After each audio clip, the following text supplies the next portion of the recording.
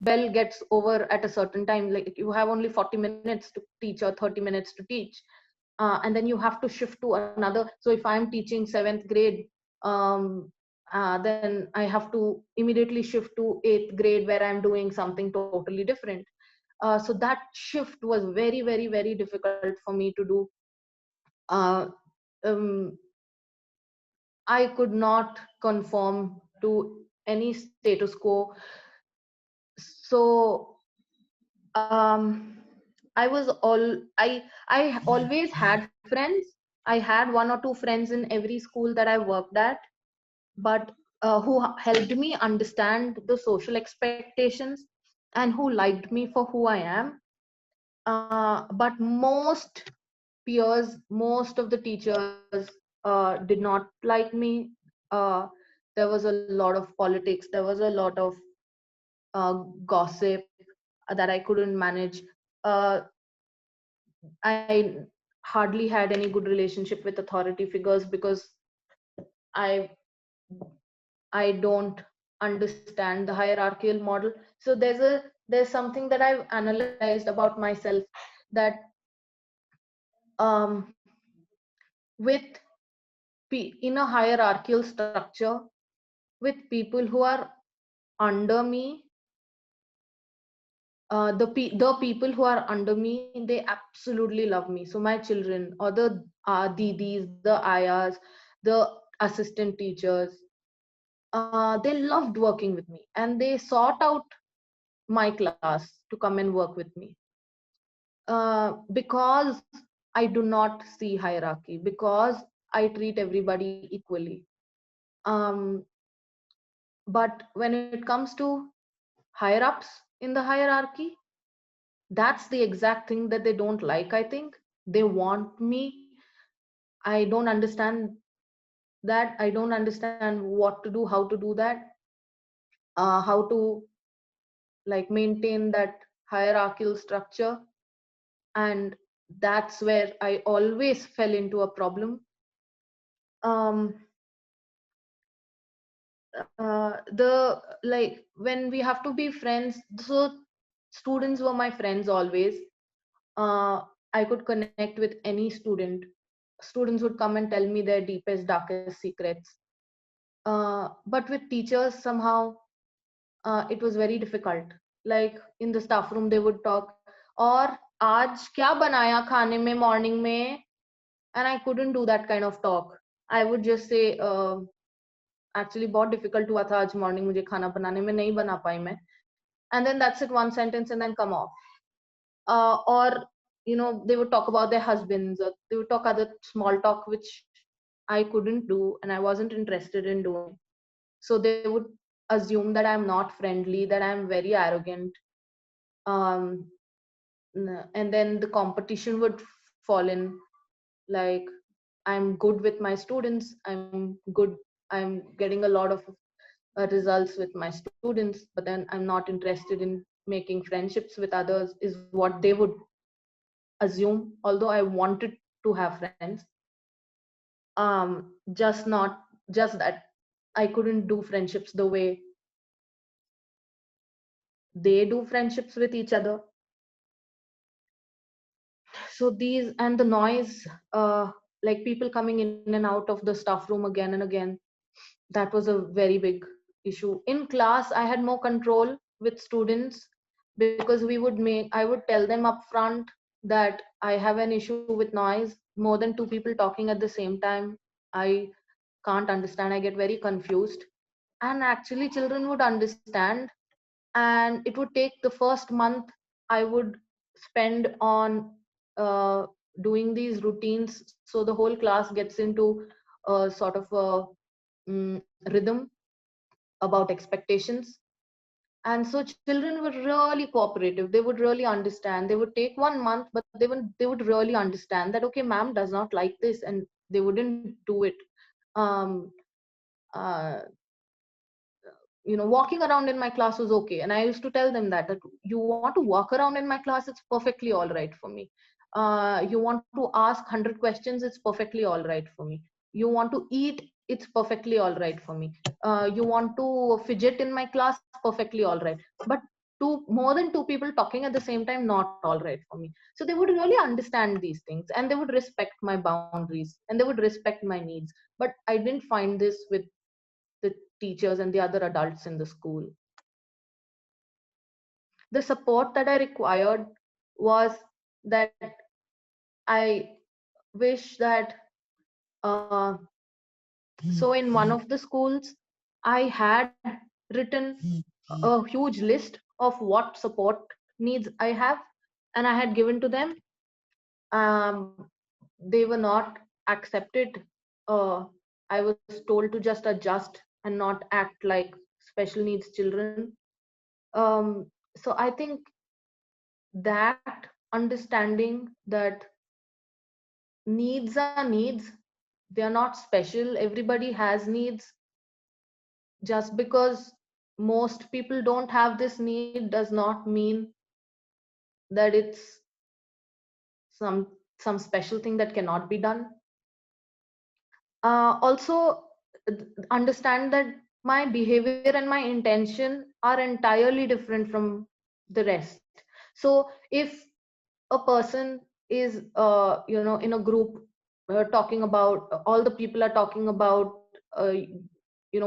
what they made in the morning for breakfast, and I'm not contributing to that, I just said it in one sentence and I kept quiet, and I'm looking here and there. I'm not looking at them while I'm talking, not making eye contact. That does not mean that I'm being arrogant. That does not mean that I am um, I don't want them. It just means that I'm not interested in that particular conversation. Also, this whole thing about like eye contact, I was pulled up a lot for it. um and I tried explaining to people that it's not that I'm not interested in what you're saying. I am really interested, but it just makes me think better when I'm not looking at you directly. And I would get back the reply that no, that's not the way communication goes. You have to look at people and you have to listen. And it used to be very, very difficult for me. It can be very anxiety ridden for me to look at somebody directly and speak all the time. um, if I have to listen, I don't have any issues looking at a person. But when I have to talk, I have to think and talk, I need to look away because it makes me think better. So things like this, my behavior and my intention in a lot of places like this, like I would usually be pulled up for not being friendly, and when I would ask, ma'am, but why did you think I'm not being friendly with my teammates? I One person had told me, because you walk in the corridor, you keep looking down and walking, and many people have complained that they waved to you and you didn't even look at them. uh, and I didn't even remember that. I hadn't even noticed anybody waving at me. I was most probably counting how many squares are there in the tiles on the floor, or how many patterns are there in each tile on the floor. So I was just focused on different things. So my behavior and the intention, I understand that if any other, like a neurotypical person did this, if somebody is waving and they're not looking, they bend their head down and go, people will assume that they're not being friendly. But that's absolutely not true with autistic people. Our behaviors and our intentions are not the same way related as neurotypical behaviors and intentions are related. Another thing is, yeah, don't give me open plan office spaces, like the staff room, because I can't focus on my work. And if I wear earphones to focus on my work, then everybody thinks, oh, she's so arrogant. She doesn't want to mingle with us, and that's why she wears a earphone and sits all the time.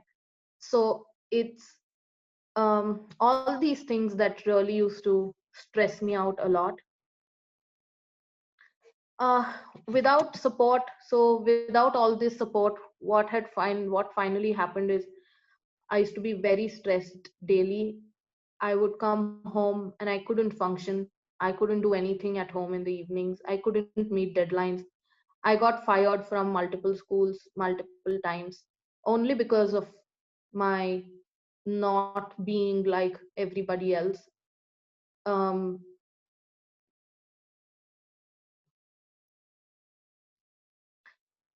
um so there are some, I've, over a period of time, I've um sort of analyzed why these things happen and what we should do in the future.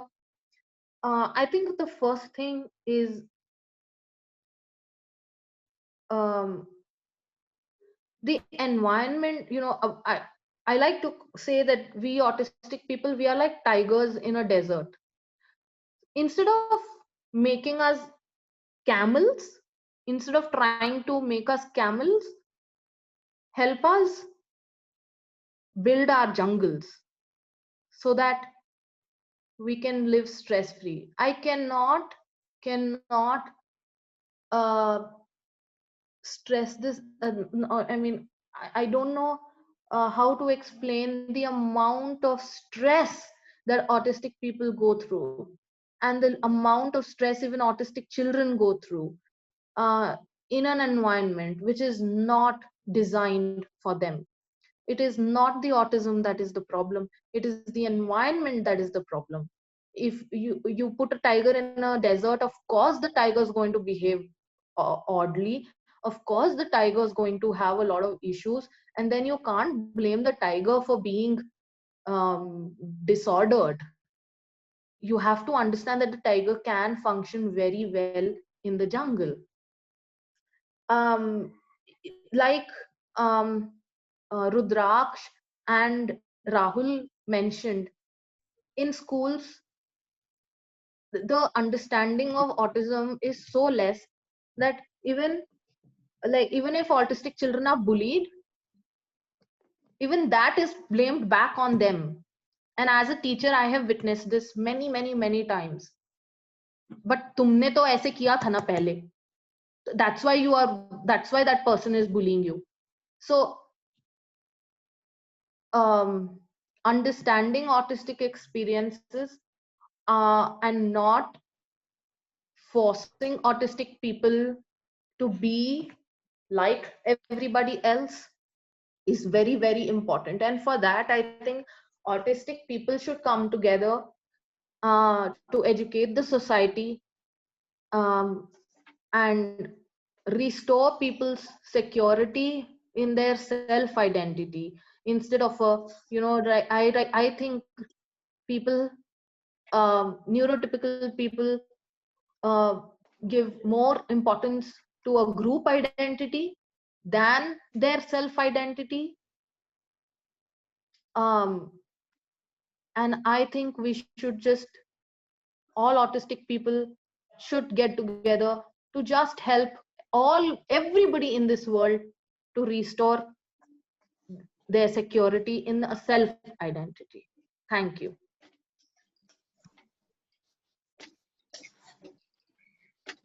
Very well said, Rakshita.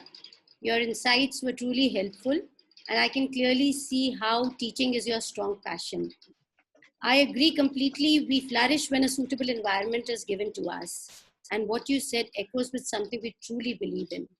We need to come together and educate the society and bring the change we want to see. Our next presenter for the evening is Pranav Sethi. Pranav Sethi has been an autism advocate on social media since his diagnosis at the age of 27 years. He started his own blog, Insta, and FB page. The blog has helped him connect with a number of other autistic individuals and many other disability advocates across the country.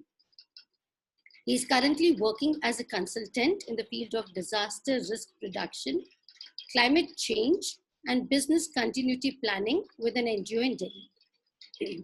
He will be sharing about his friendships and relationships with autistic and non-autistic people. Pranav, welcome. Thank you, ma'am. I'll quickly share the screen.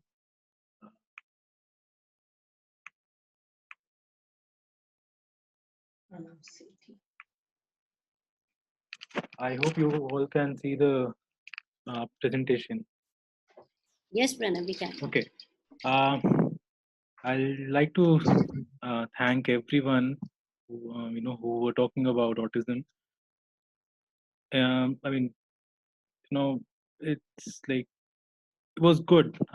Lot of things were covered, and I'm glad that you mentioned about bullying, because that is something I guess everyone on the spectrum has to go through. And I'll quickly start with about myself. I'm Pranav, and I was diagnosed at the age of 27. I have a master's in disaster management from Tata Institute of Social Sciences, Bombay, and I've been working for the last 6 years in Delhi. And after my diagnosis, almost after 1 year of my diagnosis, I started with my own blog. It's called The Boy Who Grew Up as an Aspie.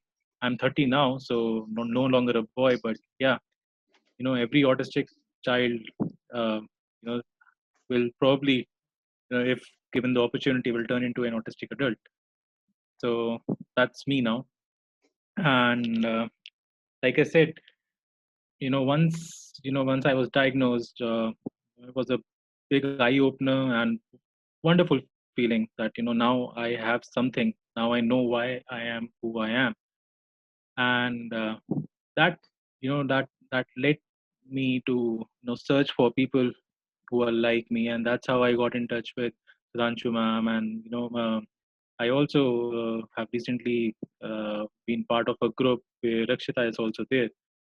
So it's a community. We are, people like me are seeking people like us, so that we can uh, share our feelings, share our thoughts, and what all we are going through. So that's a bit about me. Uh, I will talk more about the relationship and the friendship part. Quickly go to the second slide. Uh, See, friendship is also kind of a relationship. So, more or less, I'm going to talk about relationships. Now, relationships can be with friends, with family, could be a romantic relationship, with colleagues, and with inanimate objects. Inanimate objects are objects which, non-living things which we sometimes develop relationships. It could be toys, it could be a pillow, like the one I'm using right now. So, you end up making relationships with such kind of things. Uh, the good part is the relationship with inanimate objects is it's a bit easy because there is nothing coming from the other side. But with living beings, it's a bit complicated. Now, uh, okay, I'll quickly go to the third slide. Why the relationships are complicated? Because there are a lot of hidden messages. Now, for a non-autistic person, these messages are quite clear. But for an autistic individual like me, these are not. I'm very literal person. So you have to talk or tell me what you are feeling or thinking or saying, and you have to be as clear as possible. I talk, like I was telling my therapist also. I have been provided with a binary choice. Everything is 0 and 1. There is nothing in between. There is no point 5. There is no point 9. There's nothing but 0 and 1. So you have to be very clear. So in any form of relationships, I have realized that there are people, they tend to speak something and they mean something else, and that just doesn't go with me. If you remember what Rakshita was telling earlier, that is the kind of issues that any autistic person is going through. Those hidden messages, people have their own thing and they expect you also to be part of it. They think that you also will understand that, but for some reason you don't.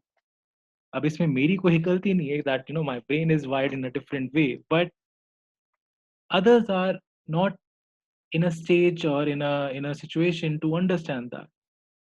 Because anyone else who is not on the spectrum, how can they understand one, specific thing, because they have never felt it. And we have to communicate that. That is the second point I want to say, the communication issue.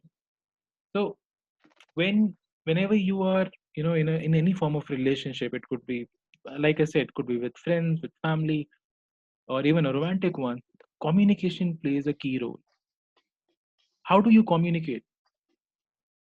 Many autistic people, before they learn communication, I mean, there are different forms of communication: verbal, non-verbal, and sometimes we don't even realize we have started to communicate, but we are.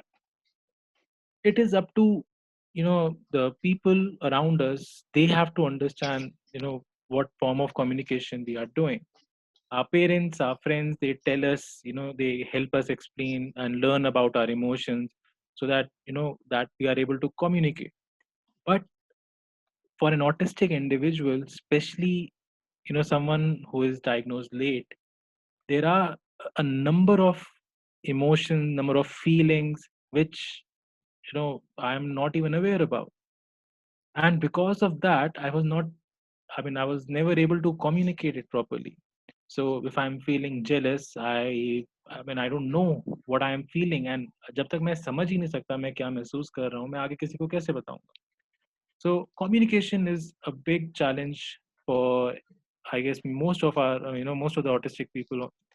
So um, one, hidden messages; second, the communication issue; and the third is, all forms of relationships are very demanding. Now, you know, relationship, any form of relationship, it's a two-way street. ऐसा नहीं है that you give in. I mean, you keep giving and giving, and there is no reciprocating. I mean, the other person will not react to it. That is not the way it is. You know, अगर मैं एक step ले रहा हूँ, then in the relationship, the other person is also going to take a step either in towards me or maybe towards back. So it it involves a lot of energy from my end, and um, it's not easy to always give into that, because apart from relationship, we also have a different form of a life. Rakshita was saying earlier, there are so many sensory issues, and by the end of the day, or maybe like after a couple of hours of all those sensory inputs, it becomes a bit too overwhelming. And the only way to calm ourselves, or to soothe ourselves, or to relax, is to cut ourselves away from all these sensory inputs. But once once you start with the relationship issue, any form of relationship, whether it's your parents or your friends, or your romantic or partner, even a sexual relationship, it requires a lot of energy from your end, and sometimes it just doesn't happen. So it's tiring, and it's not easy. The fourth point I would like to focus on is lack of personal space. More or less, it's all about I mean, your own personal space, and a more of a sensory issue that you know you need. Like earlier, Mr. Grover was telling that he is very ticklish, and it's difficult for him to shave. So these kind of things, like when people are very much very close to us, it it's not easy. Like it's it triggers something. It makes us uncomfortable. We need our space. I personally need my space. And if someone keeps getting close to me, or just breathing down my neck, it's not easy. uh, it it becomes very difficult. And if it continues, it makes me angry. It um, and that anger, I fear that it will come out, and I will be angry from the other person. And that is where something most of us are struggling. When I'm saying most of us, I'm not generalizing that each and every individual is exactly like me. um, no two autistic people are going to be same. I always say that Just like our fingerprints are different, like mine is, no one else will have the same fingerprints. Similarly, no two autistic people are going to be same. So what my experience is may be different for anyone else, but yes, there will be some similarity, and there will be a lot of complication, there will be a lot of difficulties that we are going through, and that's the harsh reality, I guess. The last point I want to discuss in this slide is the complexity of emotions. Even for any person at any point of time, the emotions are very complex. Um you know it's difficult. Sometimes people find it difficult to even understand these complex emotions, but for an autistic individual it becomes a bit more difficult because our experience is very much limited to us. So what I am feeling, many people around me are not on the same page. They don't even face that. Like for example, um, there is a constant voice in my head. I keep talking. It's like I keep discussing things in my head with my own. But not everyone does that. So these kind of things are different. And if I go and tell someone, many people are not doing it and they won't understand. And that is where they start tagging you as pagal, or you are a difficult person, or you are a different person, or a retard. But that is not true. You have to give the autistic person his or her space. And you know you have to empathize. Everyone sympathizes, but you have to empathize, and you can only empathize when you start actually feeling what the other person is feeling. So that complexity of emotion, it plays a major role in any form of relationship that a person goes through. uh, I'll quickly go to the last slide. So how I manage my relationships. One reason why I started with therapy in 3 years back was because of the relationship issue.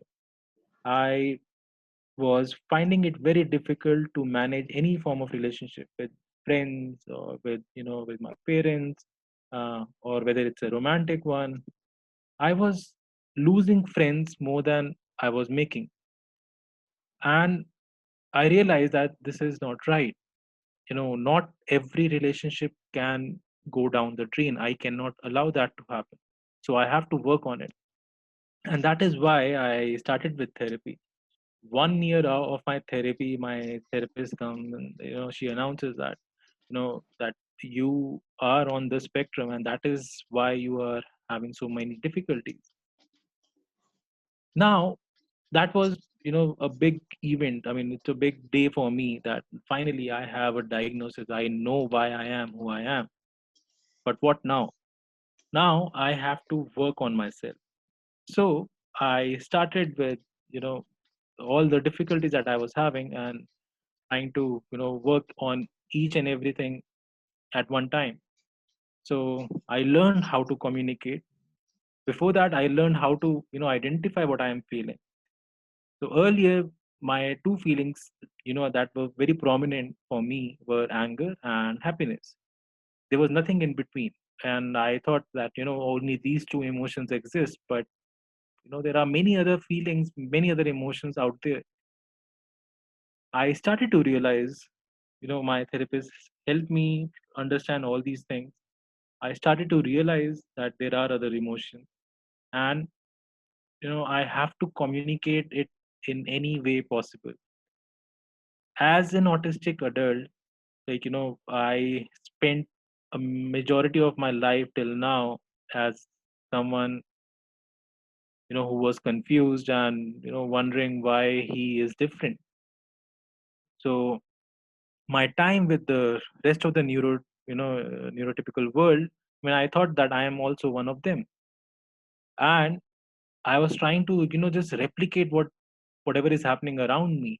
And I was I lost my stems and many other things. But now that I realize that what is happening, my emotions and all, I am able to communicate better. I won't say I'm doing a very good job in that, but I'm pretty sure and pretty confident that I take a lot of time, but I try to communicate as much as possible what I am feeling. So that is something that we have to learn.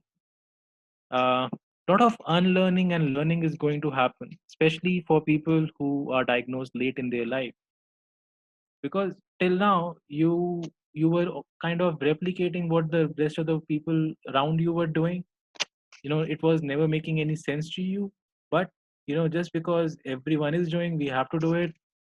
But now, once you realize that you are on the spectrum, or once you have been diagnosed, start learning the good ways, the ways that suits you, that doesn't make it complex for you, doesn't make it difficult for you. So you should try working on that, and that is where the communication part comes in.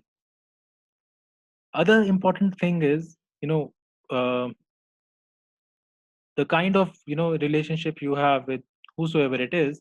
You help them understand this, like what the condition is, what autism is all about. So earlier people were talking about advocacy, and they have started advocating in schools and colleges. So that is something that that has to start early, from our home itself. Don't wait for someone in the family to come up with autism. You start talking about it, you start sharing this information with everyone around you, that there is a condition called autism and this is how things are, so that you know people start understanding, they start learning about it. And it's very important that whatever relationship you get into, whether friends or colleagues or a romantic one, you bring it up front. You tell them. I mean, it's always good that the other person is aware about your condition, about you being diagnosed with autism. Because if they are not, you will face some difficulty. I won't say it will be very difficult. I don't know, it could be, but there will be some difficulty. People need to understand how you function. That is the reason why you have to, share about your condition with them. One very important thing about relationship is time management. Like I said, you know, uh, any form of relationship needs time. You have to give time to it. It's not like it's not a tag that you put in front of something and you just forget about it. No, you have to give time. So whenever you are preparing your schedule, it keeps your stress level low. Try to squeeze in some time for your relationship, whether it's for your parents, whether it's for your friends, or a romantic one, because the romantic one will require a lot of time. And that can only work when your partner understand your condition, when you are able to communicate, and when you are able to give time. This is something I've learned the hard way in my life. uh, I always wondered, like how things would have been if I was aware about my diagnosis earlier in life. But sadly, that is that ship has sailed. But now, with my diagnosis and with any form of new relationship that I am building, I personally feel that these couple of points are helping me out a lot, and I have to continue working on them, so that I can be better in such kind of communication, and in whatever relationship I'm going to get in the next few years. Uh, that's uh, all I have to talk about relationship. But one more slide, I am going to talk about how you know uh, it's it's not going to be easy. You have to understand this, especially the autistic community. Relationships are not going to be easy. These are things which which always have been confusing us. But it can only happen when people learn to accept us. People learn to accept autism, and We need more advocates. We need more of us to come out and speak about it, discuss about it, talk about it. Then only, the word will go out and people will learn. And once you start talking, once people try to get the idea what autism is all about, then only you can expect them to be sensitive to the cause. Or else, most of our lives have been, we all have been bullied a lot. That will continue. So advocacy, I guess, is the only way where we can go ahead and talk about, how things are and what autism is all about. And that is something, that will help us in the long run to be, to develop better relationships with our parents, with our friends, and the romantic ones especially.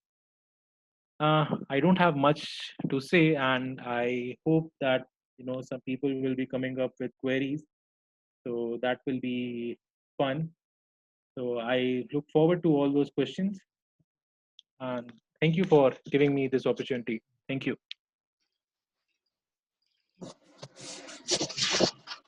Thank you, Pranav, for sharing your unique perspectives on friendship and relationships. Our last contributor for today is Achyutanal Guha.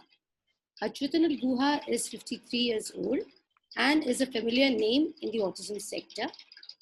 Guha started his career as a helper in TV manufacturing unit in Delhi in 1986 and has been working with Action for Autism in the accounts department since 1999.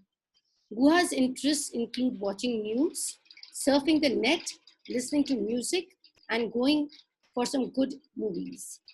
He will be sharing his reflections on his personal growth and development, as well as the progress made in the sector. Guhaji? Thank you Sudhanshu मेरा presentation खुद बोलेगा All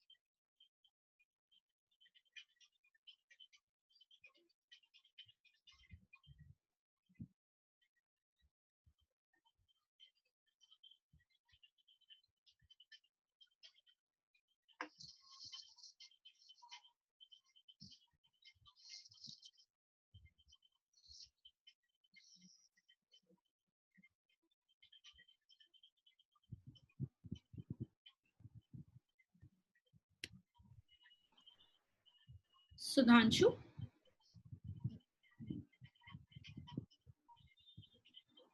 yes. we are not able to hear Mr. G right now. He said he will not be speaking. He will be rolling the slides. Okay.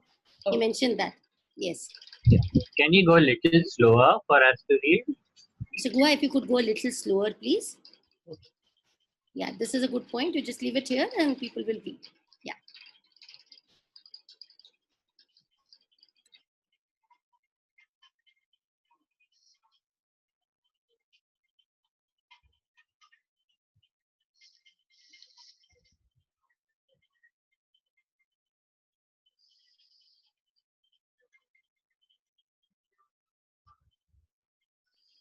You can move to the next slide, Mr. G.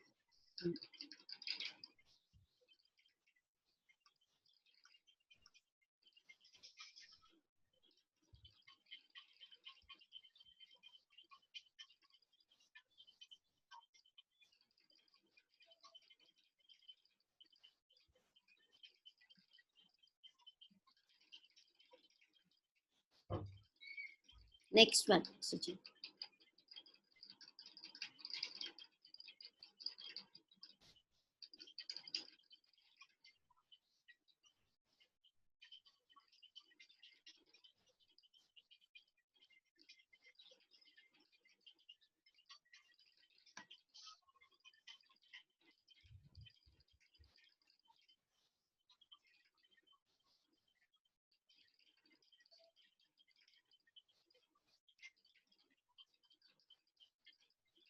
Move to the next.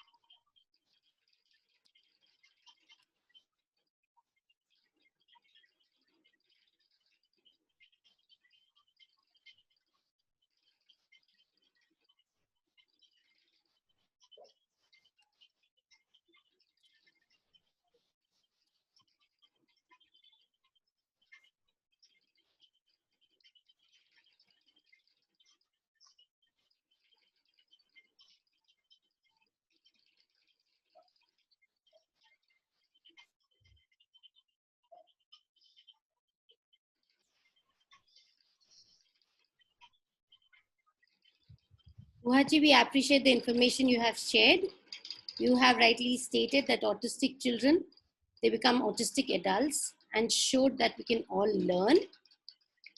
I would like to thank all our panelists for sharing their experiences with us.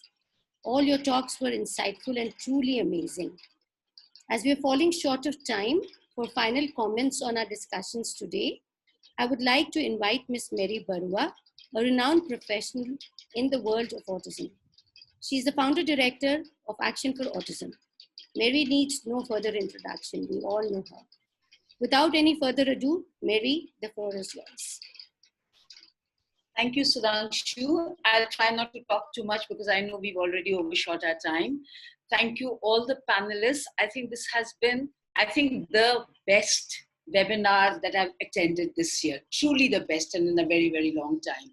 And I think what was really wonderful was the deeply honest, candid, and insightful sharing that we had from the speakers. And I think one of the things that came out, and I think most of us are aware of that, is that we have to accept that we live in a majoritarian society and an extremely hierarchical society. and something that therefore, because it's so majoritarian and so hierarchical, is not really accepting of people who are different. And I'm speaking today now as the only neurotypical person after all our autistic speakers as well as our moderator, and yet they're all accepting and listening to me openly. But that is something we do not do with people with autism. And I think one of the most challenging things that people with autism face really is the interpretation of their behavior and the assumptions we make of their intentions. And that is one of the things that leads to so much of separation, so much of bullying. And, all of us, while we were talking, there's some of the speakers today are passionate and almost evangelical in wanting to change society and be activists who will go and talk about autism and bring about change in society. But even when they're doing that, all of us who are neurotypical will have to really work at helping bring that change around. And listening to Mr. Guha, he said that AFA has made it, Action for Autism has made it a little bit easy because our ethos is of acceptance and understanding. But the reality is how often, despite the fact that we tell ourselves that we work on acceptance and we have to be understanding, the number of times we slip up, and we have autistic colleagues working with us. And I do know that there are times when we have not been very accepting of their differences. We have not understood how their sensory needs. We have been judgmental of the way they've understood things. And therefore, it is something that it's a work in progress. It's something that all of us have to keep working on. And the biggest danger is, and I'm saying this because I've often heard people say, oh, I'm very accepting of people who are different. We are not. When you are in the majority, when all of us were in the majority, the minute we say, oh, I'm very accepting of people who are different, then we have really lost it. Because we have to remember that if you're going to make the world a more accepting place for people with autism, of people with any kind of difference, we can never make that assumption that we've got it and we are like that. We are very open and accepting, because we really have to work at it. And listening to all the speakers, I kept thinking a number of times at AFA, where we pride ourselves on being accepting and open. And thank you, Mr. Guha, for saying that. But I know that we slip up too. And this is something we'll have to keep working on if we really intend to make this world a place that will be accepting, welcoming of people who are different, including people with autism. I think I will end here. This has been a wonderful, wonderful session. I know that I loved every minute of it, and I'm sure everybody else who joined us on this has too. Thank you so much. Thank you, Mary. And over to you, Tanvi.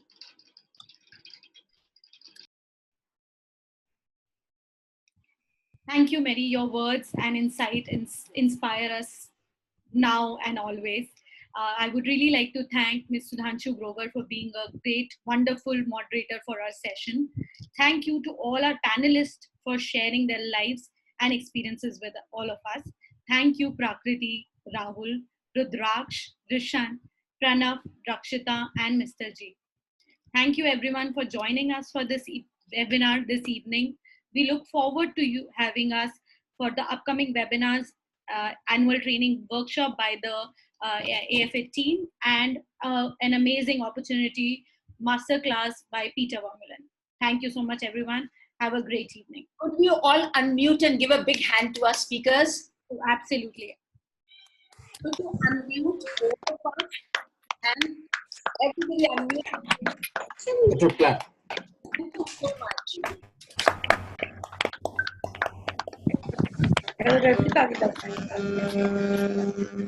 Virtual hugs to everybody. Thank you. Thank you.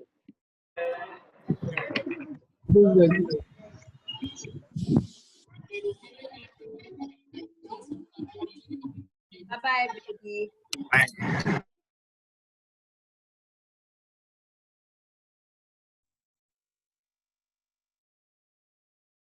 Bye.